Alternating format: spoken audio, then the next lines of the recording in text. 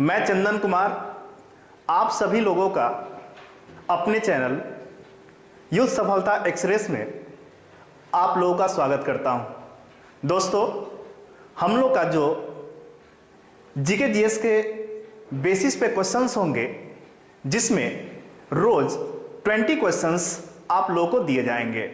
इन 20 questions में history, polity, economics, geography and science के questions आपके इंक्लूड रहेंगे। दोस्तों, बिना लेट किए हुए हम लोग अपने पहले क्वेश्चंस की ओर बढ़ते हैं। आइए दोस्तों, देखते हैं हम लोग का पहला क्वेश्चन जो है लिखा हुआ है, हमारे संविधान के अनुसार राज्यसभा का कार्यकाल क्या होता है। हम लोग इसमें देखेंगे पहला क्वेश्चन में। देखिए दोस्तों, क्वेश्चन दे रहा है हमारे संविधान के अनुसार राज्यसभा का कार्यकाल क्या होता है। देखिए, राज्यसभा का कोई कार्यकाल नहीं होता है। राज्यसभा का सदस्यों के कार्यकाल होते हैं, क्योंकि राज्यसभा एक अस्थायी सदन होता है। अगर आप लोग जानते होंगे इसके बारे में, राज्यसभा एक अस्थायी सदन है। अगर संसदीय व्यवस्था के बारे में जानते होंगे तो संसदीय व्यवस्था में क्या होता है। संसदीय व्यवस्था में यह होता है, संसदीय व्यवस्था में कहा गया है कि आर्टिकल 79 ये कहता है कि भारत में एक संसद होगा जिसका गठन लोकसभा, राज्यसभा और राष्ट्रपति तीनों मिलकर करेगा। इसमें आर्टिकल 80 कहता है भारत में एक उच्च सदन होगा, उच्च सदन राज्यसभा को कहा गया है। आर्टिकल 81 कहता है भारत में एक निम्न सदन होगा, यानी लोकसभा का गठन किया जाएगा।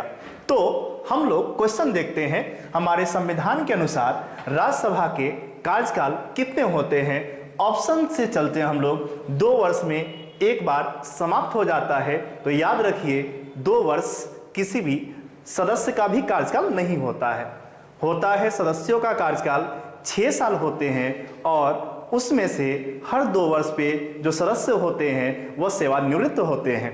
दूसरा, प्रत्येक 5 वर्षों में समाप्त हो जाता है, तो याद रखिए लोकसभा का कार्यकाल, विधानसभा का कार्यकाल जो अस्थायी सदन है ना, उसी का मुख्य रूप से कार्यकाल कितने वर्षों का होगा, 5 वर्षों का होगा।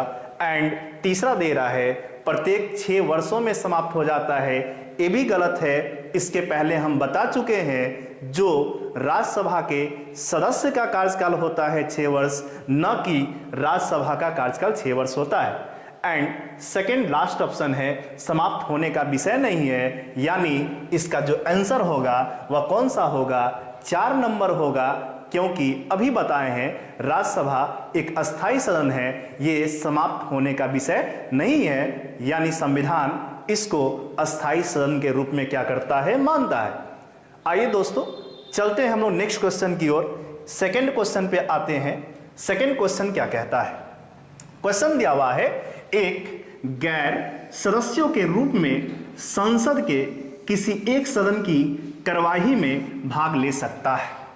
बोला है संसद का वह सदस्य नहीं होगा, यानी उसका भागीदारी न तो लोकसभा में होगा और ना ही राज्यसभा में होगा, यानी गैर सदस्य होगा।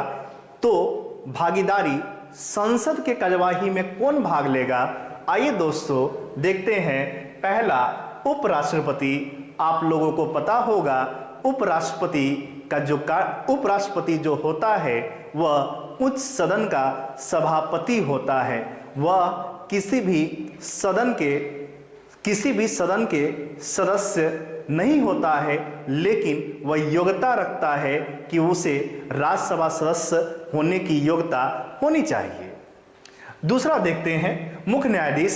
मुख्य न्यायाधीश तो होगा नहीं, क्योंकि मुख्य न्यायाधीश सर्वोच्च न्यायालय का सुप्रीम होता है, क्योंकि हम लोग के सर्वोच्च न्यायालय में न्यायपालिका व्यवस्था में आपके मुख्य रूप से 30 अभी तो बढ़ा दिया गया है ना, 33+1 यानी 33 अन्य न्यायाधीश है एंड एक मुख्य न्यायाधीश है। आइए दोस्तों देखते हैं महान्यायवादी के बारे में। महान्यायवादी क्या होता है। महान्यायवादी जो होता है यह न तो किसी भी सदन का सदस्य होता है, यह भारत सरकार का एक विधि अधिकारी होता है, जिसके लिए भारतीय संविधान में आर्टिकल 76 के रूप में चर्चा की गई है। आर्टिकल 76 भारत के महान्यायवादी से वर्णित है और यही जो भारत का महान्यायवादी होता है वह सदन के किसी भी सदन में वह जाकर बोल सकता है, क्योंकि उसको दोनों सदन में बोलने का अधिकार दिया गया है, बैठने का अधिकार दिया गया है, प्रश्न करने का अधिकार दिया गया है, लेकिन वोटिंग करने का अधिकार भारत के महान्यायवादी को नहीं दिया गया है। अगर बात करें भारत के महान्यायवादी के बारे में तो यह भारत सरकार का प्रथम विधि अधिकारी होता है, क्योंकि भारत सरकार के जितने भी सारे लीगल पक्ष होते हैं वह कौन रखता है, वह भारत का महान्यायवादी रखता है। और यही भारत के महान्यायवादी को सदन में बैठने का अधिकार है, बोलने का अधिकार है, लेकिन मत देने का अधिकार नहीं दिया गया है। आते हैं 4 नंबर में, है ना, तो इसका आंसर क्या हो जाएगा? इसका आंसर थर्ड हो जाएगा, महान्यायवादी हो जाएगा। मुख्य निर्वाचन आयुक्त, है ना, पढ़े भी होंगे। मुख्य निर्वाचन जो आयुक्त होता है इसका जो वर्णन किया गया है वह आर्टिकल 324 में इसका वर्णन किया गया है। मुख्य निर्वाचन आयुक्त आर्टिकल 324 में इसका वर्णन किया गया है। भारत में एक मुख्य निर्वाचन आयुक्त होता है और 2 अन्य आयुक्त होता है। मुख्य निर्वाचन आयुक्त जो होता है यह मुख्य रूप से इसका कार्य बहुत सारे हैं, आप लोगों को पता भी होगा। जो मुख्य निर्वाचन आयुक्त होता है वह जितने भी सारे राष्ट्रपति के चुनाव हो, उपराष्ट्रपति के चुनाव हो, लोकसभा के चुनाव हो, जैसे बिहार में अभी राज्य विधानसभा का चुनाव हो रहा है, यानी जितने भी सारे विधानसभा होंगे वह सबका चुनाव केंद्रीय निर्वाचन आयोग क्या करता है? कराता है। ओके दोस्तों, इतना तो समझ गए, है ना। आप उपराष्ट्रपति के बारे में, उपराष्ट्रपति राज्यसभा का पदेन सभापति होता है, मुख्य न्यायाधीश सर्वोच्च न्यायालय का सुप्रीम होता है, महान्यायवादी भारत सरकार का प्रथम विधि अधिकारी होता है, यानी इसका जो आंसर होगा वह कौन सा होगा? थर्ड आंसर होगा, मुख्य निर्वाचन आयुक्त। इसका वर्णन आर्टिकल 324 में किया गया है और इसका एक ही काम होता है, जितने भी सारे चुनाव होंगे, जितने भी सारे मतदाता सूची प्रणाली होगी, ये सब कार्य मुख्य रूप से मुख्य निर्वाचन क्या करता है? मुख्य निर्वाचन आयुक्त क्या करता है? इसको मुख्य रूप से करवाता है। आप लोग समझ गए होंगे सब ऑप्शन के, यानी एक गैर सदस्य यानी संसद का सदस्य नहीं होगा और संसद के किसी एक सदन की कार्यवाही से भाग ले सकता है, यानी इसका आंसर क्या हो जाएगा? सी हो जाएगा इसका आंसर। ओके, आशा करते हैं आप लोग इस क्वेश्चन को अच्छी तरीके से समझ गए होंगे। आइए नेक्स्ट क्वेश्चन पे आते हैं हम लोग। नेक्स्ट क्वेश्चन क्या कहता है? देखिए, नेक्स्ट क्वेश्चन कहता है यदि राष्ट्रपति एवं उपराष्ट्रपति का पद खाली हो तो भारत के राष्ट्रपति के पद पर कौन होता है?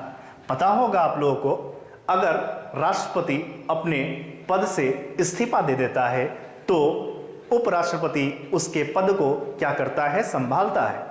अगर राष्ट्रपति का पद भी खाली हो जाए, उपराष्ट्रपति का पद भी खाली हो जाए, तो मुख्य रूप से जो पद संभालता है वह कौन होता है?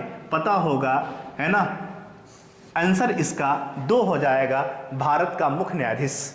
अगर पूछेगा क्वेश्चन में, अगर राष्ट्रपति, उपराष्ट्रपति एंड भारत के चीफ जस्टिस ऑफ इंडिया तीनों का पद खाली हो जाए, तो याद रखिएगा तीनों का पद खाली होगा तो मुख्य रूप से जो अन्य न्यायाधीश में वरिष्ठम अन्य न्यायाधीश होते हैं, वरिष्ठम होगा, उसी को क्या किया जाएगा? राष्ट्रपति का पद दिया जाएगा।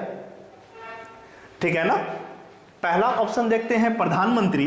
प्रधानमंत्री तो होगा नहीं। प्रधानमंत्री क्यों नहीं होगा? प्रधानमंत्री, है ना, मुख्य रूप से सदन का यानी लोकसभा का या राज्यसभा का किसी भी सदन का सदस्य हो सकता है। कहने का मतलब यह है कि मुख्य रूप से अगर, है ना, राष्ट्रपति या उपराष्ट्रपति दोनों का पद खाली हो जाए तो मुख्य रूप से भारत का मुख्य न्यायाधीश कार्यवाहक, है ना राष्ट्रपति बनाया जाएगा, है ना। तो प्रधानमंत्री मुख्य रूप से या तो लोकसभा का सदस्य होगा या राज्यसभा का सदस्य होगा, और लोकसभा में बहुमत दल का जो नेता होता है वही मुख्य रूप से प्रधानमंत्री बनाया जाता है। ओके, एंड आते हैं थर्ड नंबर ऑप्शन पे, लोकसभा अध्यक्ष। आप लोगों को पता होगा लोकसभा अध्यक्ष का जो वर्णन किया गया है वह आर्टिकल, बोलिए कि लोकसभा अध्यक्ष का जो वर्णन किया गया है वह आर्टिकल 93 में मुख्य रूप से किया गया है। 93 में लोकसभा अध्यक्ष, है ना, लोकसभा के सदस्य में से ही एक व्यक्ति को लोकसभा अध्यक्ष बनाया जाता है एंड एक व्यक्ति को लोकसभा उपाध्यक्ष बनाया जाता है। लोकसभा अध्यक्ष बनाने के लिए मुख्य रूप से लोकसभा में से ही एक सदस्य को लोकसभा अध्यक्ष पद पे खड़ा किया जाता है और आधे से अधिक मतदान जिसके पक्ष में पड़ता है वही लोकसभा अध्यक्ष मुख्य रूप से क्या होता है, चुन लिया जाता है। आशा करते हैं ये भी क्वेश्चंस आपको समझ में आए होंगे। यदि राष्ट्रपति उपराष्ट्रपति का पद खाली हो तो भारत के राष्ट्रपति के पद पर कौन होगा, तो इसका सीधा सा आंसर होगा सुप्रीम कोर्ट का जो चीफ जस्टिस ऑफ इंडिया होगा, यानी सीजेआई जो होगा वही मुख्य रूप से राष्ट्रपति के पद पर आसीन होगा। ओके, आइए देखते हैं नेक्स्ट क्वेश्चन में। नेक्स्ट क्वेश्चन क्या कहता है हम लोगों का, आइए देखिए दोस्तों, देखते हैं। क्वेश्चन दिया हुआ है, इकोनॉमिक्स का क्वेश्चन है। यदि भारतीय रिजर्व बैंक के द्वारा नगद कोष अनुपात में कमी की जाती है तो इसका साख सृजन पे क्या प्रभाव पड़ेगा। पहले आइए समझते हैं, है ना। रिजर्व बैंक के द्वारा नगद कोष अनुपात में कमी की जाती है। नगद कोष अनुपात इसको बोलते हैं CRR, इसी को बोलते हैं कैश रिजर्व एंड तीसरा का होता है रेशियो, नगद आरक्षण अनुपात। पहले इसको समझते हैं CRR होता क्या है, और CRR एंड SLR दो होते हैं। CRR का मतलब होता है cash reserve ratio and SLR का मतलब होता है सॉलिडिटी लिक्विडिटी रेशियो, सांविधिक तरलता अनुपात। नगद आरक्षण अनुपात या नगद कोष अनुपात उसको कहते हैं जिसमें मुख्य रूप से जितने भी सारे आपके कमर्शियल बैंक है, वह कमर्शियल बैंक जो भी RBI के पास अपने टोटल एसेट का, टोटल परिसंपत्ति का जो कुछ भाग RBI के पास जमा कराता है उसी को बोलते हैं CRR, cash reserve ratio. Question में दिया हुआ है भारतीय रिजर्व बैंक के द्वारा नगद कोष अनुपात में कमी की जाती है ना। अगर RBI के द्वारा मुख्य रूप से नगद कोष अनुपात में कमी कर दी जाएगी तो इसके साख सृजन पे क्या प्रभाव पड़ेगा। तो याद रखिएगा, पहला ऑप्शन देखते हैं, कमी किया गया है तो इसके क्रेडिट कंट्रोल पे, है ना, प्रभाव क्या पड़ेगा। आइए पहला ऑप्शन देखते हैं। पहला दिया हुआ है वृद्धि, इसमें कम कर रहा है तो निश्चित है अगर CRR कम करेगा तो जितने भी सारे कमर्शियल बैंक हैं उन सभी लोगों के पास, है ना, पैसा क्या होगा, ज्यादा होगा, है ना। पैसा ज्यादा होगा यानी उसके पास मैक्सिमम पैसा होगा वो मार्केट में अधिक से अधिक इन्वेस्ट करने का, यानी कहने का मतलब है पैसा का तरलता बढ़ेगा, यानी साख सृजन में, है ना, वृद्धि तो नहीं होगी, यानी साख सृजन में क्या हो जाएगी, कमी आ जाएगी, यानी इसका जो आंसर होगा वह क्या होगा, कमी होगा। याद रखिएगा, है ना। तो ये हम लोग का CRR है, कैश रिजर्व रेशियो सांविधिक, है ना, कैश रिजर्व रेशियो नगद कोष अनुपात में कमी आ जाती है, यानी CRR में कमी आएगी क्योंकि इसमें कमी किया गया है। अगर CRR सपोज दैट 4% है, अगर इसको कम करके 3% कर दे, है ना, तो मुख्य रूप से क्या होगा, है ना, तो मुख्य रूप से यही होगा कि RBI के पास पहले 4% पैसा बचता था लेकिन अभी 3% बच रहा है, यानी बैंकों के पास, कमर्शियल बैंकों के पास मैक्सिमम रिजर्व होगा और उससे वह मार्केट में अधिक से अधिक इन्वेस्ट करेगा। इससे मार्केट की जो तरलता होगी वह मैक्सिमम होगा और इसी के कारण है ना साथ में यानी क्रेडिट कंट्रोल में क्या आ जाएगी, कमी आ जाएगी। आंसर इसका क्या हो जाएगा, सेकंड हो जाएगा। आशा करते हैं ये भी क्वेश्चंस आपको समझ में आ गए होंगे। आइए नेक्स्ट क्वेश्चन की ओर बढ़ते हैं। क्वेश्चन नंबर, आइए दोस्तों देखते हैं। क्वेश्चन दिया है किसी संतति के पैतृक गुण की पहचान निम्नलिखित में से किस तकनीक से की जाती है। संतति मतलब पुत्र होता है, पैतृक गुण मतलब उसका जेनेटिक्स होता है, यानी जो पिता का है, पिता का पुत्र है ना, उसके पहचान जो होगी वह किसके माध्यम से किया जाएगा। तो आप लोगों को पता होगा, बोलिए किसके माध्यम से, है ना। अगर पता होगा प्रोटीन संश्लेषण होता क्या है ना। प्रोटीन संश्लेषण जो होता है वह मुख्य रूप से आरएनए कंट्रोल करता है ना। प्रोटीन संश्लेषण जो होता है आरएनए ही है ना, मुख्य रूप से आरएनए 3 प्रकार का होता है, आरआरएनए, टीआरएनए एंड एमआरएनए, है ना। राइबोसोमल आरएनए, एक होता है ट्रांसफर आरएनए और एक होता है मैसेंजर आरएनए। देखिए आरएनए का मुख्य काम ही होता है प्रोटीन को सिंथेसाइज करेगा, प्रोटीन को संश्लेषण का काम करेगा, है ना। और मुख्य रूप से अगर बात करें आरएनए, आरएनए का मतलब होता है ribosomal nucleic, ribosome nucleic, ribo nucleic acid, इसी को बोलते हैं। और इसका मुख्य काम जो होता है यह सूचना का क्या करेगा, प्रवाह करेगा, ठीक है ना। तो प्रोटीन संश्लेषण ऐसे इसका निर्माण एमिनो एसिड से भी होता है। एमिनो एसिड पढ़े भी होंगे, एमिनो एसिड यानी 20 टाइप्स ऑफ एमिनो एसिड जब आपस में कंजुगेट करता है तो यही मुख्य रूप से प्रोटीन का निर्माण करता है। ऐसे आरएनए भी प्रोटीन्स का क्या करता है, फॉर्मेशन करता है। हो गया। आगे देखते हैं मुख्य रूप से है ना क्रोमोसोम्स की गणना, तो इसके पैतृक गुण के पहचान से कोई मतलब नहीं है। क्रोमोसोम्स जितना होता है ना, हम लोग के ह्यूमन बींग्स में क्रोमोसोम्स जो होता है वह 23 पेयर्स होते हैं। अगर मेल की बात करें तो 22 plus X Y and female की बात करें तो 22 प्लस एक्स एक्स क्रोमोसोम्स होते हैं। हो गया। नेक्स्ट देखते हैं डीएनए का परिणात्मक संश्लेषण, ये तो होगा नहीं। डीएनए का मुख्य काम होता है एक पीढ़ी से दूसरे पीढ़ी में पैतृक गुण को ट्रांसफर करना।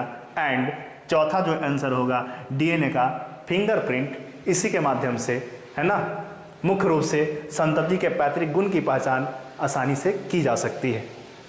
नेक्स्ट बढ़ते हैं क्वेश्चन में। आइए क्वेश्चन दे रहा है किसी कौन सी गैस अम्ल वर्षा का कारक है ना। आइए देखते हैं। अम्ल वर्षा इसी को बोलते हैं हम लोग एसिड रेन अम्ल वर्षा।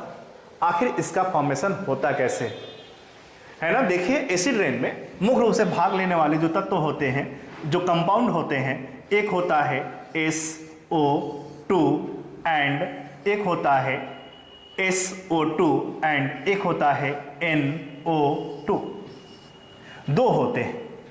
ये होता है सल्फर डाइऑक्साइड और इसको बोलते हैं नाइट्रोजन डाइऑक्साइड, है ना। यही जब मुख्य रूप से SO2 और NO2 वाटर के साथ रिएक्शन करता है, अभी बताएंगे इसके बारे में कैसे यह रिएक्शन करता है और कैसे एसिड रेन का निर्माण करता है ना। अम्ल वर्षा एसिड रेन हमेशा ये दो गैसों से होते हैं। जितने भी एसिड रेन होता कहाँ पे, एसिड रेन जो होते हैं जितने भी सारे बड़े बड़े इंडस्ट्रियल एरियाज है उन सभी क्षेत्रों में एसिड रेन होता है, क्योंकि उद्योगों से निकलने वाले जितने भी सारे है ना मुख्य रूप से SO2 गैस या नाइट्रोजन डाइऑक्साइड गैस वो जो होते हैं, वही क्या होता है जब वर्षा होती है तो वर्षा के जल के साथ मिलकर वह एसिड रेन का क्या करता है, निर्माण करता है।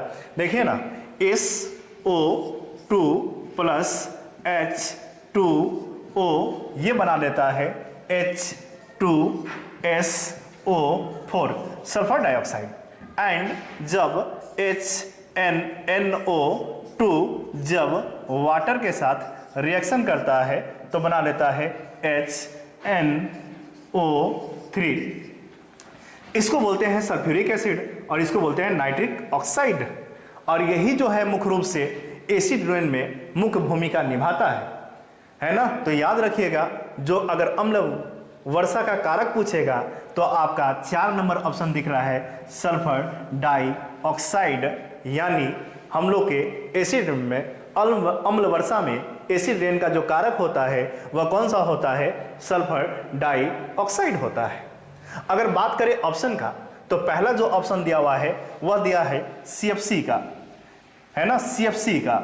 CFC क्या होता है, आइए इसको देखते हैं। CFC जो होता है इसको बोलते हैं क्लोरोफ्लोरोकार्बन। CFC क्लोरोफ्लोरोकार्बन, है ना। मुख्य रूप से हम लोग का CFC अम्ल वर्षा का कारक नहीं बनेगा, है ना। ये जो हम लोग का होता है मुख्य रूप से इसको बोलते हैं ग्रीन हाउस गैस। अगर बात करें ग्रीन हाउस गैस, तो ग्रीन हाउस गैस के रूप में, है ना, CFC क्या होता है, मौजूद होता है ना।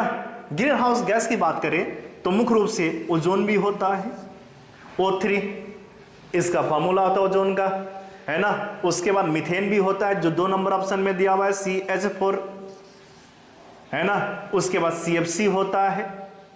उसके बाद जो मुख्य घटक होता है वह होता है CO2 कार्बन डाइऑक्साइड, है ना। तो ग्रीन हाउस गैस जो सबसे प्रभावी होता है वह CO2 के कारण ही मुख्य रूप से क्या होता है, प्रभावित होता है ना। तो याद रखिए CFC जो गैस होता है यह एक प्रकार का ग्रीन हाउस गैस मुख्य रूप से होता है, ठीक है। ओजोन की बात करें तो ओजोन लेयर है जो किस मंडल में है, समताप मंडल में है। ओजोन भी एक प्रकार का ग्रीन हाउस गैस होता है ना। समताप मंडल, अगर ज्योग्राफी के बारे में जानते होंगे तो समताप मंडल जो है वह क्षोभ मंडल के जस्ट ऊपर है। सबसे निचला मंडल जो होता है वह क्षोभ मंडल का होता है। जितनी भी सारी मौसमी घटनाएं होती है वह सब क्षोभ मंडल में ही होती है ना। इसके साथ ही अगर आगे बात करें, है ना, तो जस्ट इसके ऊपर समताप मंडल होता है और इसी में एक लेयर होता है जिसको बोलते हैं ओजोन लेयर। और ये ओजोन लेयर क्या करता है, जितने भी सारे, है ना, अल्ट्रावायलेट रेज होते हैं, जो परावैंगनिक किरणें होते हैं, यही ओजोन लेयर क्या करता है, उसको अवशोषित कर लेता है। समझ गए होंगे, ठीक है ना। आगे सल्फर डाइऑक्साइड, यानी इसका जो आंसर होगा वह कौन सा होगा, चौथा होगा सल्फर डाइऑक्साइड। यह एक प्रकार का एसिड रेन का क्या है, कारक है। ओके, समझ गए होंगे, आशा करते हैं आप लोग। आइए बढ़ते हैं नेक्स्ट क्वेश्चन की ओर। देखिए, निम्नलिखित में से हर्ज मापा जाता है, आप लोगों को पता ही होगा। हर्ज, इसका जो सिंबल होता है वह क्या होता है, HZ होता है। देखिए दोस्तों, अभी हम लोग क्वेश्चन का जो स्टैंडर्ड रखे हैं वह सभी एग्जाम से रिलेटेड होंगे और मिसलेनियस क्वेश्चन के तरह ही हम लोग चलेंगे, है ना। रोज 20 क्वेश्चन आप लोगों को डाले जाएंगे, ठीक है ना। तो अभी क्वेश्चन का स्टैंडर्ड आज पहला मुख्य रूप से सेट का क्वेश्चन है ना। तो इसको, इस लेवल को धीरे धीरे आप लोग को बढ़ाया जाएगा, ठीक है ना। आइए देखते हैं, है ना। पूछा क्वेश्चन में, निम्नलिखित में से किसे हर्ज में मापा जाता है। आंसर इसका बोलिए क्या होगा, इसका आंसर आवृत्ति होगा। आवृत्ति को हर्ज में हम लोग क्या करते हैं, मापते हैं, ठीक है ना। आप लोग आवृत्ति का फॉर्मूला जानते होंगे, n बराबर होता है 1/T। ओके, आके देखते हैं तरंग दैर्ध्य जो होता है मुख्य रूप से, है ना, इसको वेवलेंथ बोलते हैं। और यही तरंग दैर्ध्य मुख्य रूप से इसका जो यूनिट होता है वह क्या होता है, एंगस्ट्रॉम होता है। जितने भी सारे इलेक्ट्रोमैग्नेटिक वेव है ना, जैसे पढ़े होंगे रेडियो वेव के बारे में, माइक्रोवेव के बारे में, इसके साथ ही इंफ्रा रेडिएशन के बारे में, विजिबल लाइट के बारे में, है ना, अल्ट्रावायलेट रेज के बारे में, एक्सरे के बारे में, गामा रेज के बारे में। तो आप लोग से क्वेश्चन पूछता भी है सबसे ज्यादा वेवलेंथ किस इलेक्ट्रोमैग्नेटिक वेव का होता है, यानी रेडियो वेव का सबसे ज्यादा होता है और सबसे कम पूछेगा तो क्या होगा, गामा का होगा, सबसे कम इलेक्ट्रोमैग्नेटिक वेव होता है। ओके, नेक्स्ट क्वेश्चन की ओर बढ़ते हैं हम लोग। आइए देखिए, क्वेश्चन दिया हुआ है, राष्ट्रीय नियोजन में रोलिंग प्लान की अवधारणा लागू की गई थी, है ना। रोलिंग प्लान, पहले इसको बताइए, रोलिंग प्लान, इसको बताते हैं रोलिंग प्लान क्या होता है। रोलिंग प्लान, इसी को बोलते हैं अनवरत योजना। देखिए, अनवरत योजना जो लाया गया, रोलिंग प्लान जो लाया गया, वह पहली बार जनता पार्टी की सरकार में लाई गई। अगर पंचवर्षीय योजना की बात के इतिहास की बात करें तो पंचवर्षीय योजना मुख्य रूप से योजना आयोग के स्थापना के बाद 1951 में पहली बार बनाया गया था। उसके पीछे के इतिहास की बात करें तो सबसे पहली बार जो पंचवर्षीय योजना लाई गई वह रूस के संविधान से रूस में लाया गया 1928-30 में, और भारत में मुख्य रूप से जो लाया गया पंचवर्षीय योजना वह लाया गया 1951 में योजना आयोग के स्थापना के बाद। योजना आयोग के द्वारा ही पंचवर्षीय योजनाओं का मुख्य रूप से समन्वय किया जाता था, और पहली पंचवर्षीय योजना 1951 से 56 में बनाई गई। अगर सेकंड की बात